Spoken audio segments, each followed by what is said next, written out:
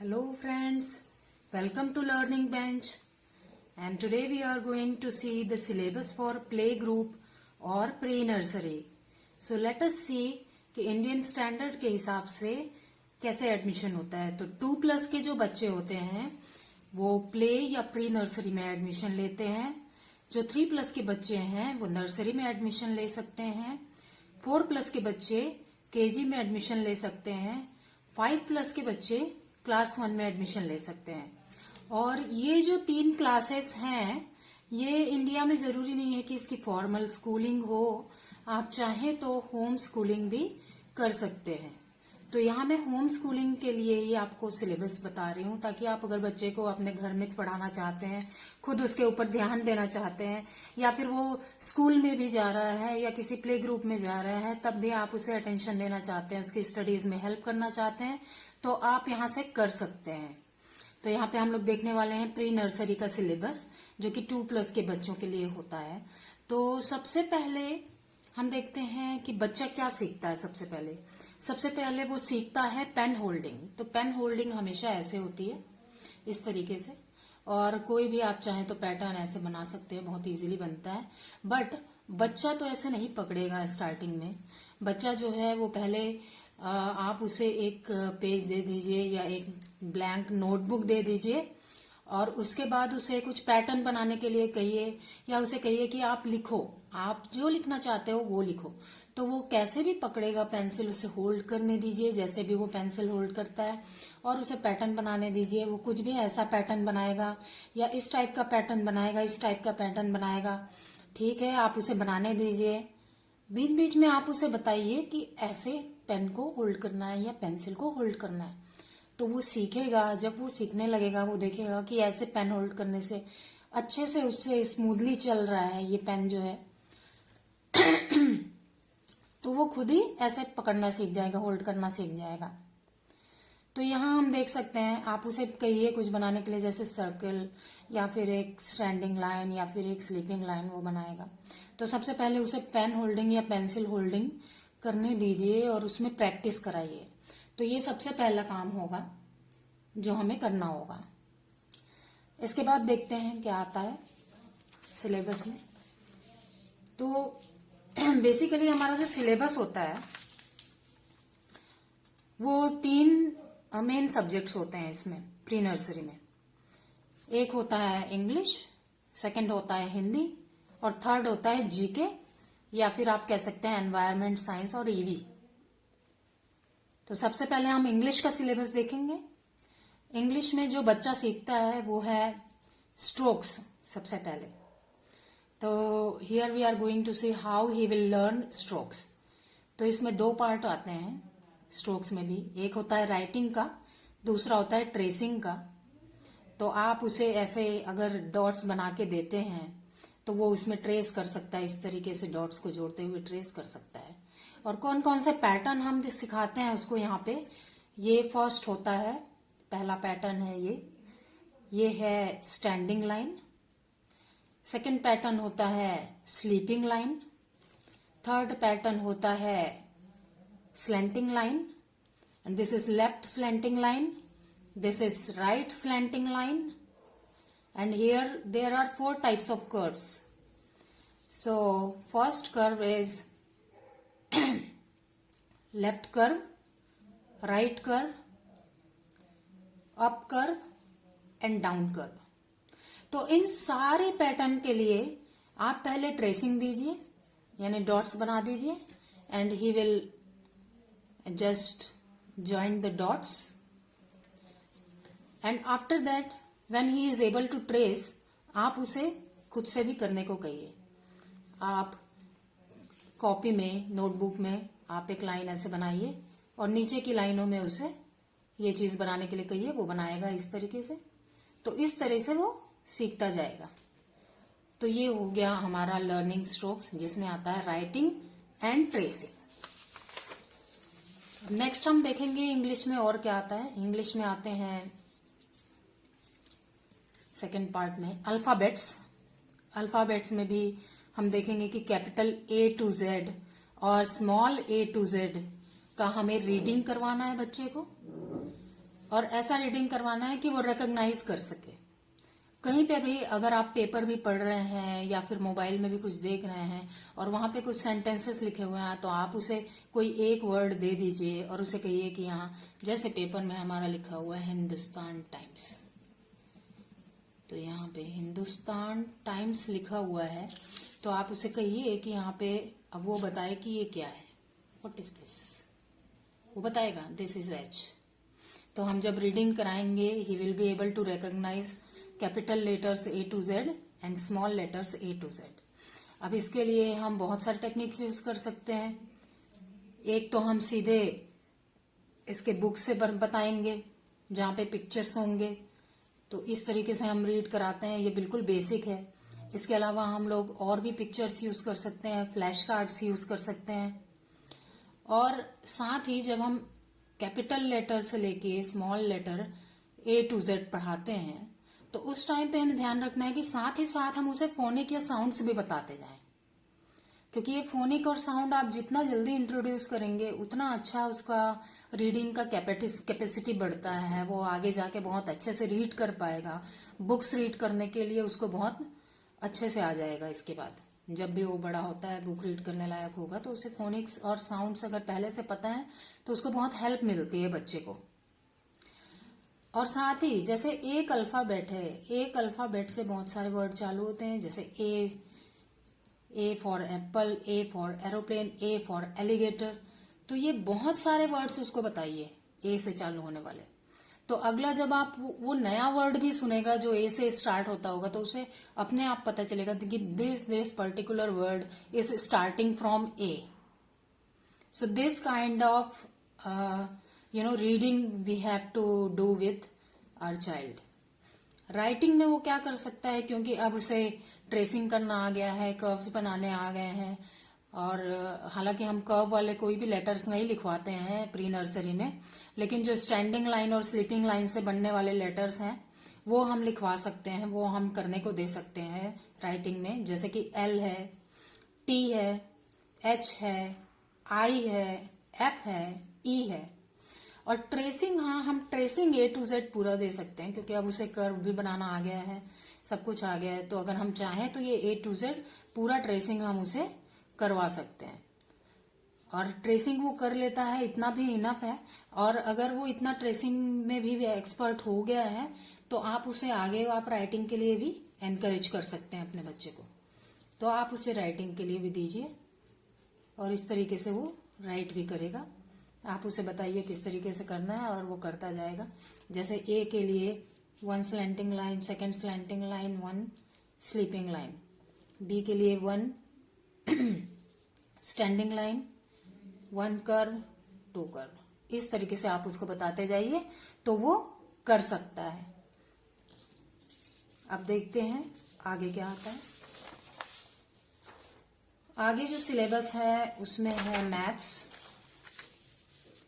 Maths के syllabus में देखते हैं क्या रहता है। मैथ्स में प्री नर्सरी में बेसिकली नंबर्स हम इंट्रोड्यूस करेंगे, और 1 to 10 होता है, कई जगह पे 1 to 20 भी कराते हैं प्री नर्सरी के बच्चों से, तो आप 1 to 20 करा सकते हैं। इसमें आएगा रीडिंग एंड रिकॉग्नाइजिंग नंबर्स। 1 से 20 तक की उसको रीडिंग आनी चाहिए और उसे रिकॉग्नाइज करना आना चाहिए, like this is number 9, this is number 11, like this. And also because he is reading, so he can count also, count the number of objects। और ये आप कर सकते हैं फ्लैश कार्ड्स के थ्रू भी, मैचिंग के थ्रू भी, like there are balls, count them, 1 2 3, so he will match it to 3। here are 4 triangles, it will be matched to 4 number, 2 squares, it will be matched to 2। तो इस तरीके से आप matching भी करवाइए तो उसका रिकग्नाइजेशन भी बढ़ेगा और साथ ही उसको काउंटिंग भी आ जाएगी। और आगे देखते हैं यहाँ पे और क्या आता है मैथ्स में। तो उसके बाद हम मैथ्स में ही सिखाते हैं ड्राइंग शेप्स एंड रिकॉग्नाइजिंग। तो डिफरेंट टाइप के शेप्स होते हैं, वो हम उनको बताएंगे कौन कौन से शेप्स होते हैं। Circle, triangle, circle, triangle, square, rectangle, star, heart, Oval. ये बेसिक शेप्स हम इतने सारे बताएंगे और इसको ऑब्जेक्ट से रिलेट करना भी बताएंगे। जैसे मम्मा ने रोटी बनाई, बताइए मम्मा की रोटी कौन से शेप से मैच करती है? It will be matched to circle. So इस तरीके से हम उसको शेप से मैचिंग करना भी बताते हैं। जैसे आपके घर में एग है, एग कौन से शेप से मैच करता है? Oval. So this kind of exercise also we can give, and coloring also you can do for shapes। तो अगर वो शेप्स ड्रॉ करता है तो उसको कलर भी कर सकता है। जैसे यहाँ पे हमने मैचिंग के लिए भी एक एक्सरसाइज बनाया, तो यहाँ पे भी हम बोल सकते हैं कि आप मैचिंग करिए और उसके बाद ट्रायंगल्स को कलर करिए, स्क्वायर को अलग कलर करिए, बॉल को कलर करिए, इस तरीके से। और राइटिंग के लिए हम क्या करेंगे? राइटिंग के लिए सिर्फ बेसिक नंबर्स हम देंगे जो उसके स्टैंडिंग लाइन सर्कल से बन सकते हैं। जैसे कि राइटिंग 0, 1, 4, 7, 10। तो ये जो है बेसिक सिर्फ लाइन्स से बन रहे हैं और एक सर्कल से बन रहा है। तो इस तरीके से राइटिंग हम करा सकते हैं। अच्छा, ट्रेसिंग भी हम करा सकते हैं। स्टार्टिंग हम ट्रेसिंग से करेंगे तो 1 से 20 तक, 0 से 20 तक हम उसको ट्रेसिंग भी करा सकते हैं। अगर बच्चा कर रहा है तो बहुत अच्छी बात है, लेकिन आप उसको ज़्यादा प्रेशराइज मत करिए। आप जितना करता है बच्चा उसको करने दीजिए, क्योंकि हिटलर नहीं बनना है हमें पढ़ाई करानी है, पर हमें उसे बहुत ज़्यादा भी फोर्स नहीं करना है। जितना कर रहा है आपका बच्चा बहुत अच्छा है, ठीक है, अच्छा कर रहा है वो। तो देखते हैं आगे क्या होता है। आगे हमारा जो सिलेबस है वो है जनरल नॉलेज, जीके या फिर एनवायरमेंटल साइंस, ईवी का। तो इसमें बेसिक चीज़ें आती हैं जो हम घर में करते ही रहते हैं, बच्चे को सिखाते ही रहते हैं, पर यहाँ पे थोड़ा प्रॉपर तरीके से सिखाएंगे। जैसे सेल्फ इंट्रोडक्शन हम उसको सिखाएंगे, जिसमें my name is this, my father's name is this, I am a girl और I am a boy, I study in class this. इस टाइप की चीज़ें हम सिखाते हैं। जनरल कन्वर्सेशन भी सिखाते हैं इसमें। और सेकेंड, हम फैमिली को इंट्रोड्यूस करते हैं। फैमिली में मदर हैं, फादर हैं, अंकल हैं, आंट हैं, ब्रदर है, सिस्टर है, तो माई फैमिली बताते हैं उसको, फैमिली में कौन कौन होते हैं। और पार्ट्स ऑफ बॉडी हम बताएंगे। बॉडी पार्ट्स में हम एक तो बॉडी पार्ट्स टच करके बताते हैं, these are eyes, these are ears, these are nose, this is nose. इस टाइप से पार्ट्स ऑफ बॉडी बताएंगे। या तो फिर एक पिक्चर ले लेंगे, उसमें हम पॉइंट करके बताएंगे और उसे भी बोलेंगे कि आप बताइए कि आपके फिंगर्स कहाँ हैं, नेल्स कहाँ हैं। तो इस तरीके से हम बॉडी पार्ट्स सिखाते हैं। और कुछ कॉमन फ्रूट्स, जो घर में भी आप फ्रूट्स ला रहे हैं उनके नाम आप इंग्लिश में बताइए। गुआवा है, this is apple, this is guava, these are grapes. Vegetable names बताइए, पोटैटो, टमाटो, अनियन, जो भी कॉमन वेजिटेबल्स हैं जो हमारे घर में रहती हैं। और जब भी हम बनाते हैं, खिलाते हैं बच्चे को, तो भी हम बताते हैं कि देखो आज पोटैटो बनाया है, पोटैटो की सब्जी है, इसमें टोमेटो डला है, अनियन डला है। इस तरीके से हम कन्वर्सेशन करते रहेंगे, बच्चा अपने आप सीख जाता है। और नेम ऑफ एनिमल्स हम बताते हैं उसमें। डोमेस्टिक एनिमल आप उसे कैटेगराइज भले ना करें, अभी इस प्री नर्सरी में आप कैटेगराइज ना भी करें, पर एनिमल्स के नेम उसको आने चाहिए। जिराफ है, कुछ तो वो ABCD में ही सीख जाता है, जैसे कैट है, डॉग है, तो ये सब एनिमल्स के नाम उसको आने चाहिए। व्हीकल्स, ट्रांसपोर्ट, ट्रेन, बस, रेल, ऑटो, ये हम व्हीकल्स या ट्रांसपोर्ट के नेम्स बताते हैं उसको। अच्छा, इसके बाद हम उसे गुड और बैड हैबिट्स भी बताते हैं कि जैसे हैंड वॉश करना चाहिए खाने से पहले, ब्रश करना चाहिए उठने के बाद, सोने से पहले ब्रश करना चाहिए, थैंक यू बोलना चाहिए, वेलकम बोलना चाहिए, हेल्दी फूड खाना चाहिए, अनहेल्दी फूड नहीं खाना चाहिए, फ्रूट्स खाने चाहिए, वेजिटेबल ज़्यादा खाने चाहिए। सेफ्टी के बारे में बताते हैं। रोड क्रॉस कर रहे हैं तो आप पहले दोनों तरफ देखिए, उसके बाद रोड क्रॉस करिए। आप लिफ्ट में जा रहे हैं तो वहाँ हाथ मत लगाइए बीच में, या आप एस्केलेटर यूज़ कर रहे हैं तो वहाँ पे ध्यान से चलिए। ग्रूमिंग सिखाते हैं कि अपना ध्यान रखना चाहिए, आपको रोज़ नहाना चाहिए, रोज़ ब्रश करना चाहिए, हैंड वॉश, फेस वॉश करना चाहिए, बाहर से आते हैं तो हैंड वॉश करना चाहिए। हाइजीन भी इसी में आता है। और डस्टबिन में कूड़ा डालना चाहिए, अपने आसपास साफ सफाई रखनी चाहिए।